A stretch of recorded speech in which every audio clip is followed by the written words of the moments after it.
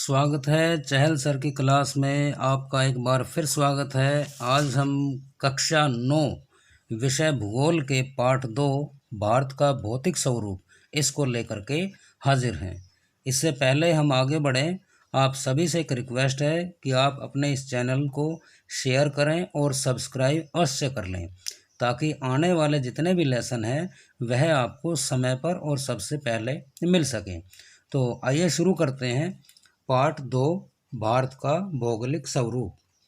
तो भारत का भौगोलिक स्वरूप के बारे में जब हम जिक्र करते हैं, बताते हैं, तो पूरे भारत के भौगोलिक स्वरूप के बारे में हम बताएंगे और इसको हम अलग अलग वर्गीकृत करके समझाएंगे, ताकि आसानी से हम इसको समझ सकें कि भारत को भौगोलिक रूप से कितने भागों में बांटा गया है, क्या इसकी विशेषता है। तो आइए शुरू करते हैं।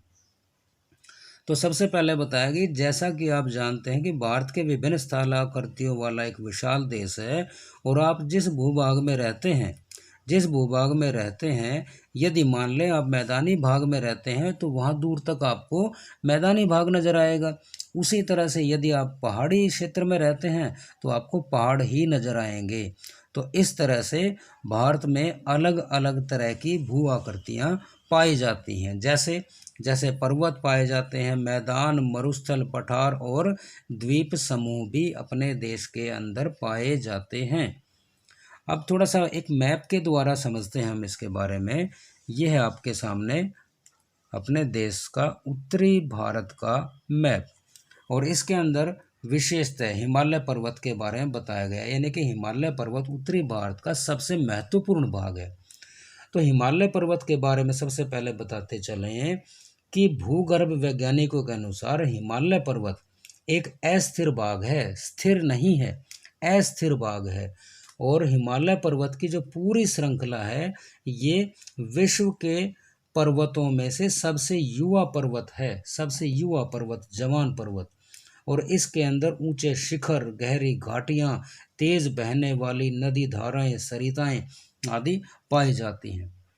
इसके साथ साथ अनेकों तरह के वनस्पति, वन्य जीव जंतु इसके अंदर पूरी भरमार पड़ी है, ये कह सकते हैं।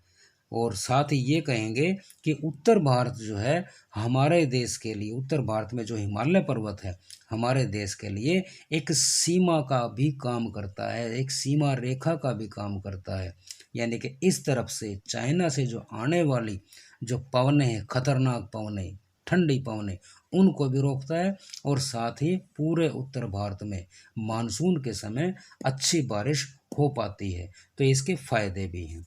इसके बाद चलते हैं अगले पेज पे कि भारत के भौगोलिक स्वरूप को और आसानी से समझने के लिए हम इसको अलग अलग कितने भागों में विस्तारित करेंगे या इसको बांटेंगे। जैसा कि यहाँ कहा गया है, यहाँ आप देख रहे हैं कि मुख्य भौगोलिक वितरण, यानी कि भौगोलिक अलग अलग भागों में बांट दिया गया है। जैसे हिमालय पर्वत श्रृंखला, उसके बाद में उत्तरी मैदान, प्रायद्वीप पठार, भारतीय मरुस्थल, तटीय मैदान और द्वीप समूह। अब इसके बाद एक बार फिर आपके सामने एक मैप के द्वारा इस सारी श्रृंखला को, इन सारे विषयों को, भागों को हम आसानी से समझ पाएंगे, ताकि समझने में किसी तरह की कोई गुरेज ना हो, कोई दिक्कत ना रहे। तो सबसे पहले आपके सामने है हिमालय पर्वत। ये हिमालय पर्वत जिसका हमने पिछले मैप में भी देखा था, अब इसको और गौर से और ध्यान से देखेंगे। तो सबसे पहला जो भाग है भौगोलिक वितरण के अंदर, वह आपका हिमालय पर्वत श्रृंखला। और हिमालय पर्वत श्रृंखला का जब हम बताते हैं तो यह अपना इस तरफ यदि आप देखेंगे तो यह आपकी सिंधु नदी, तो सिंधु नदी से लेकर के इधर ब्रह्मपुत्र नदी तक यह लगातार पूरी श्रृंखला फैली हुई है। और ये कुल मिलाकर के यदि देखें तो आपके ये कश्मीर की तरफ, आपका जो कश्मीर है, कश्मीर की तरफ ये 400 किलोमीटर है, और इधर बढ़ते बढ़ते ये 150 किलोमीटर की चौड़ाई इसकी रह जाती है। यानी कि इसकी चौड़ाई जो है आपके जम्मू कश्मीर की तरफ ज़्यादा है, और इधर जैसे कि आप देख रहे हैं अरुणाचल की तरफ इसकी जो लंबाई है, या बल्कि इसकी चौड़ाई जो कहेंगे, वह कुल मिला के 150 किलोमीटर की ही रह जाती है। अब इसके बारे में बताते हैं और विशेषता कि हिमालय पर्वत के अंदर दुनिया का सर्वोत्तम शिखर है, यहाँ आपके नेपाल के अंदर, जिसका नाम है माउंट एवरेस्ट। क्या नाम है? Mount Everest. साथ ही इसका दूसरा नाम भी है जिसको बोलते हैं सागर माथा। और तिब्बत के अंदर इसका नाम है चोमो लंगमा। तिब्बत के अंदर नाम है चोमो लंगमा। अब इसकी एवरेस्ट की एक विशेषता और भी है, जो अभी पीछे कुछ समय में भूवेत्ता या भूगोलवेत्ता जो जानकारी रखते हैं, उन्होंने बताया कि प्रति वर्ष एवरेस्ट जो है 2 सेंटीमीटर बढ़ जाता है। कितनी रोचक जानकारी है, 2 सेंटीमीटर ये लगातार बढ़ जाता है। उसके बाद चलते हैं आपका हिमालय पर्वत के। जैसे इसको समझने के लिए इसको भी बच्चों 3 भागों में बांटा गया। सबसे पहले इसका ऊपरी जो हिस्सा है इसको कहा गया कि हिमाद्री, इसको हिमाद्री नाम दिया गया है। उसके बाद जो मध्य हिमालय है उसको नाम दिया गया निम्न हिमालय। तो हिमालय पर्वत का सबसे ऊपरी हिस्सा क्या नाम दिया उसका? हिमाद्री। उसके बाद निम्न हिमालय। और जो तीसरे नंबर पे है, यानी कि बिल्कुल जो इसकी तलहटी पे है, इसका नाम रखा गया शिवालिक की पहाड़ियाँ या शिवालिक श्रेणी। जैसा कि यहाँ लिखा भी होगा, हाँ ये रहा शिवालिक की श्रेणी। अब इस पहाड़ के अंदर या शिवालिक श्रेणियों के अंदर कुल छोटी मोटी जो ये श्रृंखलाएं हैं, जैसे पीर पंजाल की श्रृंखला है, या उसके बाद धौलाधार की है, महाभारत की श्रृंखला, यानी कि छोटी छोटी पहाड़ियाँ इसके अंदर और भी पाई जाती हैं। इसके अलावा कुछ और यदि आप घाटियों का जिक्र करें, नदी घाटियों का यदि आप जिक्र करें, तो जैसे आपकी कश्मीर घाटी है। और हिमाचल प्रदेश में यदि आप आएंगे तो हिमाचल प्रदेश में कुल्लू और कांगड़ा की नदी घाटियाँ भी पाई जाती हैं। इधर नीचे यदि आप आएँ शिवालिक के अंदर, तो शिवालिक के अंदर या शिवालिक श्रृंखला के अंदर या निम्न हिमालय पर्वत के अंदर लगातार लंबवत घाटी पाई जाती हैं, जिनको हम दून भी कहते हैं, दून। और जैसे देहरादून, ठीक है, कोटली दून या पाटली दून, इस तरह से इन घाटियों के नाम दिए जाते हैं जो लगातार लंबवत पाई जाती हैं। कहाँ? आपके हिमालय पर्वत के अंदर। इसके बाद यदि आप थोड़ा सा वर्णन करें जो हिमालय पर्वत से निकलती हैं नदियाँ उनका, तो हिमालय पर्वत से जितनी भी नदियाँ निकलती हैं, ये सारी की सारी नदियाँ हैं। ये सारी की सारी नदियाँ कैसी हैं बच्चों? ये सारी की सारी नदियाँ हैं सदाबहार, यानी कि जिनके अंदर लगातार पानी चलता रहता है। अब जो 2 नदियाँ हैं ये लगातार चलते हुए कहीं मिलती हैं जा कर के, जैसे आपकी गंगा और यमुना, ये दोनों आके मिलती हैं, ठीक है। तो इस तरह से 2 नदियाँ मिल करके जिस पठार को नहीं बल्कि जिस भाग का निर्माण करती हैं, वो दोआबा क्षेत्र कहलाता है। यानी कि 2 नदियों से मिल के बने भूभाग को हम दोआबा क्षेत्र कहते हैं। तो इस तरह से आप देख रहे हैं उत्तर भारत में तो नदियों का जाल बिछा हुआ है, यानी कि दोआबा क्षेत्र पूर्ण रूप से भरा पड़ा है। और दोआबा क्षेत्र की विशेषता क्या होती है? विशेषता ये होती है दोआबा क्षेत्र की कि यहाँ की मिट्टी बहुत ज़्यादा उपजाऊ होती है, जिसके अंदर हर तरह की ये कहेंगे उर्वरकता वो समृद्ध होती है, भरी पड़ी होती है। उसके बाद चलते हैं प्रायद्वीपीय पठार के अंदर, जो इसका दूसरा भाग बताया था, बल्कि उत्तरी मैदान की तरफ। ये आपका उत्तरी मैदान। तो उत्तरी मैदान में कौन कौन सी नदियां हैं? पहले नदियों का थोड़ा सा डिटेल लें। तो उत्तरी मैदान के अंदर आपकी इधर सतलुज, यमुना, गंगा, घाघरा, गंडक, कोसी और उसके बाद आपकी ये ब्रह्मपुत्र नदी। तो ये है आपका उत्तरी मैदान के अंदर प्रमुख नदियाँ जो लगातार जलोढ़ मिट्टी के द्वारा इस भूभाग का निर्माण करती हैं, और यहाँ बड़े पर्याप्त मात्रा में आपको दोआबा क्षेत्र मिलता है या पाया जाता है। उसके बाद चलते हैं आपका प्रायद्वीपीय पठार के अंदर। थोड़ा सा मैप को यदि हम ऊपर करें और बल्कि बिल्कुल पूरा आपको दर्शा दें, हाँ बिल्कुल इतना, तो आपका है ये प्रायद्वीपीय पठार पूरा का पूरा जो है, इसके बारे में हम थोड़ा सा जिक्र करेंगे। इसके कुछ भाग को पहले देखें तो सबसे पहले इसका मालवा का पठार, ये यहाँ, यानी कि इधर राजस्थान, इधर मध्य प्रदेश, इसके लगभग बाउंड्री के ऊपर ये है आपका मालवा का पठार। उसके बाद इधर यदि चलें दक्षिण भारत में तो ये है आपका दक्कन का पठार। और इधर पूर्व में चलें तो बिहार के अंदर, झारखंड के अंदर ये है आपका छोटा नागपुर का पठार। अब पठारों की क्या विशेषता है, इन पठारी भूमि के अंदर या पठारी स्थलाकृतियों के अंदर खनिज जो हैं बड़ी पर्याप्त मात्रा में भरे पड़े हैं। तो कह सकते हैं खनिज हमारे देश के अंदर पर्याप्त मात्रा में पाए जाते हैं। जैसा कि आप छोटा नागपुर का जिक्र करेंगे तो इसको तो भारत का रूर क्षेत्र भी कहा गया है। दामोदर नदी घाटी बिल्कुल यहाँ पे है, तो उसको भारत का रूर क्षेत्र। और रूर क्षेत्र किसे कहेंगे, रूर क्षेत्र का मतलब होता है जहाँ कोयला पर्याप्त मात्रा में, प्रचुर मात्रा में पाया जाता है। तो वह है आपका छोटा नागपुर के क्षेत्र में। उसका एरिया यदि आप देखें राज्यवार तो आपका ये है पश्चिम बंगाल, और उसके नीचे इधर आपका झारखंड का लगता इलाका। तो ये है आपका भारत का रूल।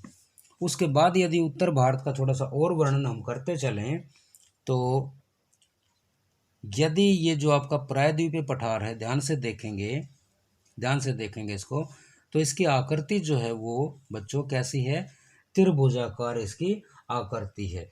और यहाँ ये जो है आपका कौन सा पठार हो गया, ये आपका पठार हो गया दक्कन का पठार। कौन सा पठार, दक्कन का पठार। और इधर पूर्व में चले जाएं तो छोटे नागपुर का पठार। और यहाँ उत्तर दिशा में ही थोड़ा सा और बताते चलें, थोड़ा सा नीचे करते हैं मैप को, फिर थोड़ा और क्लियर होगा। हाँ, ये है आपका, एक सेकेंड, बिल्कुल, तो ये है आपका गारो, खासी और जैंतिया। जैसा कि आपने नाम सुना होगा, या ये नाम नहीं सुना तो आपने चेरापूंजी या मौसिम राम का नाम अवश्य सुना होगा, जहाँ दुनिया की सर्वाधिक बारिश होती है। तो गारो, खासी, जैंतिया पहाड़ियों की जो आकृति है वो बच्चों कीप के जैसी है। जैसा कीप के द्वारा हम तेल डालते हैं तो उस कीप के जैसी होती है, यानी कि बिल्कुल वी शेप की जैसी, ऐसा वी शेप हो जाता है। तो ऐसी आकृति होती है। और इसमें जैसे कि मानसूनी पवनें एंटर करती हैं तो जब तक वो खाली नहीं हो जाती, यानी कि हल्की नहीं हो जाती, वो इस तरफ नहीं बढ़ पाती। तो इसलिए यहाँ दुनिया की सर्वाधिक बारिश होती है। उसके बाद आप दक्कन के पठार में थोड़ा सा और डिटेल देखें तो दक्कन के पठार के अंदर आप नदियों का थोड़ा सा डिटेल लेंगे। आपकी नर्मदा, ताप्ती, इधर आपकी गोदावरी, कृष्णा, कावेरी, ठीक है, इधर आपकी नीलगिरी की पहाड़ियाँ, अन्नामुदई की पहाड़ियाँ, और ये आपकी महानदी। अब जो मेन चीज़ है वो बताते चलें कि लगभग जितनी भी नदियाँ हैं अपने देश के अंदर वो सारी की सारी बंगाल की खाड़ी में गिरती हैं। बंगाल की खाड़ी में केवल दो नदियाँ हैं, जैसा कि नर्मदा और ताप्ती। ये दोनों की दोनों नदियाँ कहाँ गिरती हैं, ये गिरती हैं बच्चों कहाँ, अरब सागर के अंदर। अरब सागर, जैसा कि यहाँ दिखाई दे रहा होगा आपको, ये अरब सागर के अंदर जाके विलीन हो जाती हैं। और इसके अंदर जो दक्षिण भारत में जो मुख्य पर्वत श्रेणी है, थोड़ा सा उसके बारे में थोड़ा सा जान लें, उसके बाद चलते हैं अगले पॉइंट पे। ये बिल्कुल सभी को दिखाई दे रहा होगा। तो दक्षिण भारत की सबसे ऊंची चोटी, इसका प्रश्न अक्सर आता है, तो यह है अन्नामुदई। अन्नामुदई बिल्कुल ठीक, यहाँ मेरे पैन की तरफ देखेंगे, अन्नामुदई। और जो पहाड़ियाँ हैं वो कौन सी हैं, ये हैं आपकी नीलगिरी की पहाड़ियाँ, जहाँ पूर्वी और पश्चिमी घाट दोनों मिलते हैं। इधर आपके पूर्वी घाट के अंदर ये कोरामंडल तट, ये ध्यान रखना है कि कोरोमंडल तट जो है पूर्वी घाट पे है या पश्चिमी घाट की तरफ, तो पूर्वी घाट की तरफ है।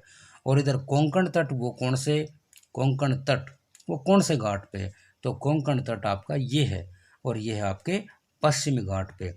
ऊपर कोंकण तट है और नीचे यदि आप आएंगे तो ये मालाबार तट है, यानी कि केरल के अंदर जो है ये मालाबार तट पाया जाता है या वहाँ पे स्थित है।